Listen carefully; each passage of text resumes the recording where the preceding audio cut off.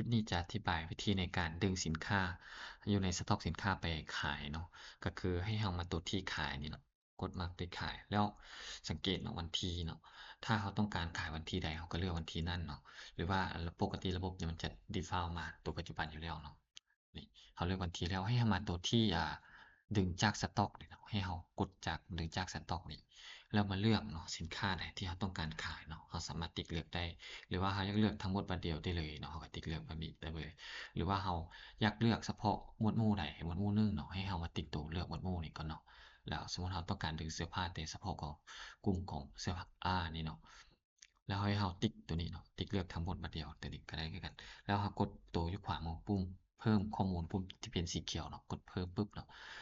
มันจะขึ้นมาหน้านี้เนาะมันจะขึ้นมารหัสเป็นแบบนี้เนาะ ซึ่งรหัสที่ดึงขึ้นมานั้นนี่เนาะจังระบบจึงสามารถ CF หรือว่าดูด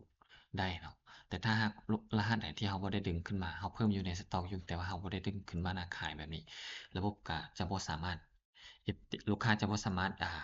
F สินค้านั้นติดเนาะหรือว่าพิมพ์หรือว่าดูดของระบบจะบ่สามารถดูดได้เนาะ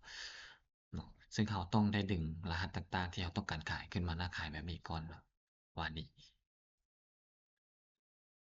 เพียงเท่านี้เนาะก็จะเป็นการดึงสินค้าขึ้นมาหน้าขายแล้วแต่ถ้าหากว่าเราดึงขึ้นมาขายแล้วเรายังบ่ต้องการ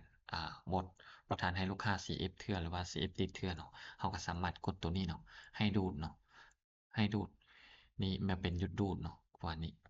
แต่ถ้าหากเราอยากขายให้ลูกค้าสามารถ F ได้ปกติแล้วเนาะเราต้องเปิดตัวหยุดดูดนี้ให้เป็นให้ดูดอยู่ตลอดเนาะถ้าระบบมันพิมพ์ขึ้นสถานะว่าหยุดดูดนี่จะเป็นการ ที่